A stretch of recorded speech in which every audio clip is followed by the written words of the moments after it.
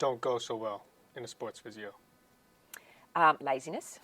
No place for laziness. I think sometimes people go on a trip and away with the athletes, and then they treat it as a bit of a holiday, and you can't do that. It is work, and I found it enjoyable work, but yeah, you can't be traipsing off and doing your own thing and wanting to see stuff when you're meant to be there with the team. I think also too, you do sometimes have to make some tough decisions. So I think if you're not a confident decision maker, or you're poor at making decisions, I think sometimes can hinder you a little bit. So that's probably the other trait. Okay. I think. Yeah. Cool. Thanks for sharing, Claire.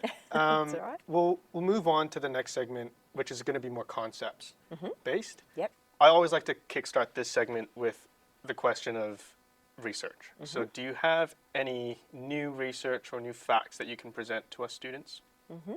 Yep, so Justin, I read just in the recent Australian Journal of Physiotherapy, so 2023, Thompson et al., was, I thought was quite an interesting paper that took my attention because it was a bit different. It was looking at using exercise apps for prescribing patient exercises.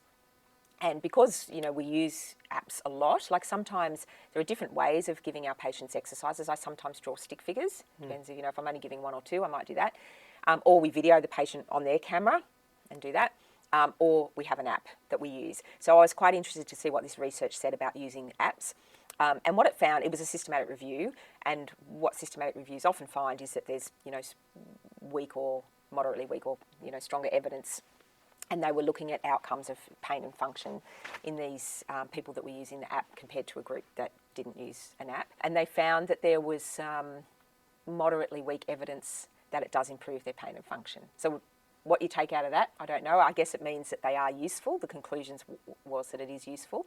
But I find how I'm going to use that research in my practice is I think I just judge with the individual patient and I ask them what their preference is. Would you like to be able to do your exercises on an app? And they'll tell you, oh yes, and some of them go, oh, I'll never look at the app. So good research, but applying it clinically, I think, yeah, ask the patient in front of you. Yeah, okay. Interesting. Yeah. Do you have another one that you can I think the other one I think is really interesting is the most recent paper by Stephanie Philbay, she's a physiotherapist working out of Melbourne. But it was a follow-up from the Canoon trial, which was a big study on ACL injuries, comparing operative to non-operative management. And at the 5-year follow-up, they found that there were similar outcomes, whether they had surgery or didn't have surgery.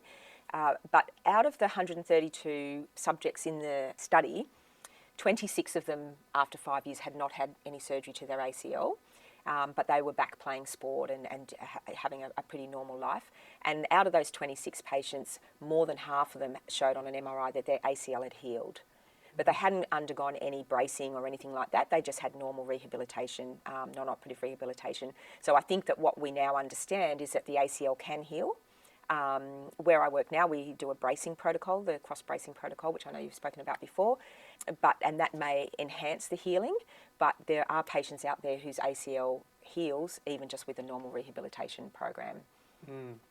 With the surgical route, I think the timeline, it depends what level of sport you're playing, but the rough number is about 9 to 12 months, let's say, maybe even more. But how long does it take for the ACL non-surgically, conservatively, to heal? Yeah, and that's a really important question because with the MRIs that I've looked at with Dr. Cross, who I'm fortunate enough to work with, you do get an immature heel after that 12 weeks. So on the MRI, you'll see the ACL kind of standing up, or sometimes it'll have a little bit of a sag in it.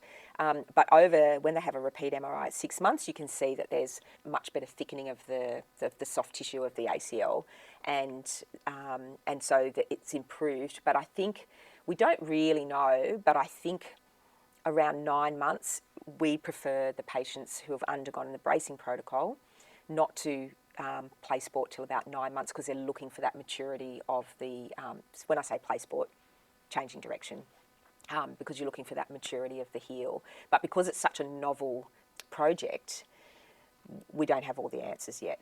So we're waiting for numbers and and actually Stephanie Philbay's she's also leading that research that hopefully at some point in the future will be published. So it follows a similar timeline to the surgical route? It follows a similar timeline to surgical route. I think that some of the differences are that with surgery, if you've got an autograft, you obviously have some part of your hamstring tendon removed or patella tendon, which has other issues with it. And I think that we do know that now it's usually only elite sports people that successfully return after 9 months. Most of the surgeons would tell their patients it's a 12-month return. And certainly young athletes, so adolescents or those that are under 25, 18 months. Some surgeons are even advising 2 years. Wow. Okay. 2 years out of sport's a really long time. Yeah. So I think that's pretty tough. And then of course you have the advantages of non-operative treatment, which is you don't have the donor site, but you also don't have the drilling through the bone. So if you come back at the same time or it's a little bit shorter, that's not a huge advantage over having surgery, but maybe some of those other things are. Yeah. Plus it's cheaper. You don't have to pay for surgery. Yeah, true. Will had a big episode on ACL. Just want to touch on one thing that he said in terms of to do the conservative management or not. Yep. One thing he mentioned was the stability aspect. So are you able to comment on that or add anything to that? Yeah, so it's really important. It is all about stability. So any patient that comes to me and says, I've torn my ACL and I want to do non-operative management. Now, this is patients that would be separate to going into a brace because they have to go into a brace within 2 weeks of their injury. So say they've come a little bit after that. I've heard I don't have to have surgery. So it's really important to lay it all out, understand. So their age, if they're younger, it's less likely that they will do so well non-operatively, depending on the type of sport they're going to go back to. So if they're going to do a change of direction sport, they need to have really good stability of the knee. So when we go through the initial testing, that's what we'll look at is any episodes of instability that they've had. And one of the questions I ask is, can they push the supermarket trolley around the corner? And if they can't do that because they're scared of their knee giving way, that's a little bit of a red flag. And then other tests that we might do, looking at their dynamic balance, their single leg balance, their static balance, and looking at then the hopping tests. And if they can do those successfully, then we know that they've got a better chance of doing well non-operatively. Having said that, we have to be careful. If someone's got an unstable knee, I don't want them doing a triple crossover hop for distance because they might dislocate their knee. So we obviously are very careful with how many tests we would do. And then we'll do the treatment, so do the rehab program for a number of months, minimum 4 to 6 months. And then we're testing throughout. Testing quad strength is really important, but testing the stability. If they're having instability episodes, then my advice would be to go to surgery, unless they want to not play sport. Instability episode, that term's been used with you and with Will as well. Is that something you observe or is that something they report? It's something they report, so we ask them specifically about it, and we want to compare that to just if they're walking in a straight line and their knee buckles underneath them, that's just quads weakness. That's not instability that we're talking about. We're talking about where the tibia slides forward on the femur as they're changing direction, and that's a true instability episode. We call that frank instability or true instability. So if they have that, so that's what we ask them specifically. Does your knee give way on you when you change direction? Or if you had to suddenly, take off across the road, or if you're like trying to avoid something, and that's what true instability is. Right. Okay. Yeah, and it's something they report and we ask them about. So we may see it, but to be honest, we don't want to put them under a situation where their knee might be unstable in the clinic. Yes. And so how are you able to progress your tests? So like what's level 1 and then level 2, level 3? Yeah, so we certainly are going to start with the static balance and then some dynamic balance. And so the difference between, do you understand the difference between static balance and dynamic balance is where we get them to kind of like a star excursion balance test is one way of testing their dynamic balance. Another way of testing it is to do some hopping tests, and it might be just some hopping on the spot, hopping forward, trying to might get them to hop towards different cones. And then there's the really well studied tests like the hop for distance and the crossover hop for distance test. They're tests that we can use and progress towards as they go through that rehabilitation journey. Yep. So they would be more the end stage. Doing this, so there's also another test which is a 40 centimetre strip of tape, and they have to hop from side to side without touching the tape. And they do that for 30 seconds, and then we count the number of hops and we compare it to the other side. And obviously they have to feel comfortable doing it. We look for the quality, number of hops, and obviously no instability. So that's another one of the higher level tests that we would do. You won't do those tests when they initially present, Absolutely though. not. You're No, right. So, no. So we're more looking at the static and dynamic balance tests okay. when they first. Right. But we also look at the ligament instability too, you know, so with the pivot shift. So with a pivot shift test, we're actually looking to see what that test does is we can see if the tibia is gliding forward on the femur as we rotate the tibia in that test. So that's a common test. So we do the Lockmans to just look at the ligament laxity, but to look at that dynamic instability of the ligament, we can do the pivot shift test. It's a difficult test to do. Not everyone does it, but if you do it a lot, it actually gets easy. It gets easier, and it gives you a lot of information. So it's a good test to practice for looking at ACLs. Yeah. So you're going to put all of those things into your basket when you're thinking of how you're going to manage that patient that's in front of you. Okay. Yeah. One thing I will say is obviously I've been talking about the hopping test, but certainly in return to sport you've got field tests as well, because you want to teach them properly how to change direction, because we know that that's a big part of not just them returning to sport, but also preventing them from re-injuring their knee. Yeah. So they have to learn how to change direction. They have to learn how to cut, and reducing their knee valgus. So that's also part of it, and I usually work with the exercise physiologists and sports trainers to help the patients get to those points in their recovery. Yeah. The pivot shift you just mentioned, Yep. are you able to go through that in a practical component? I can. Awesome. Yes, Thank you. absolutely. We want to keep the knee nice and straight. Now for the pivot shift, I will tend to put the bed up. Okay. Now, someone told me when I was a young physio to think about grabbing the tibia and like you're revving a motorbike.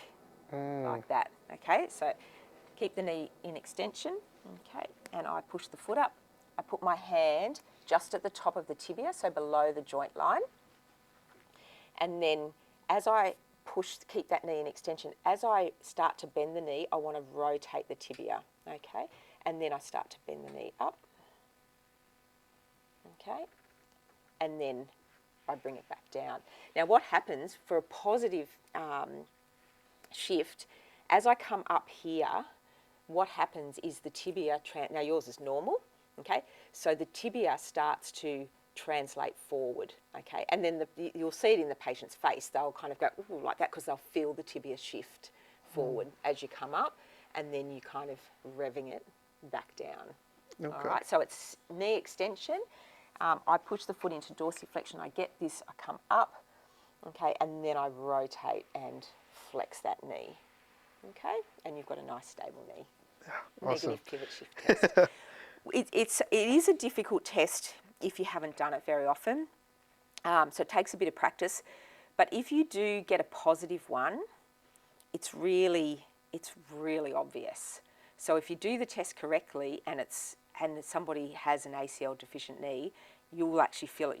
Even yourself, you'll go, oh my goodness, you'll feel the tibia slide as it comes forward as you go into that knee flexion.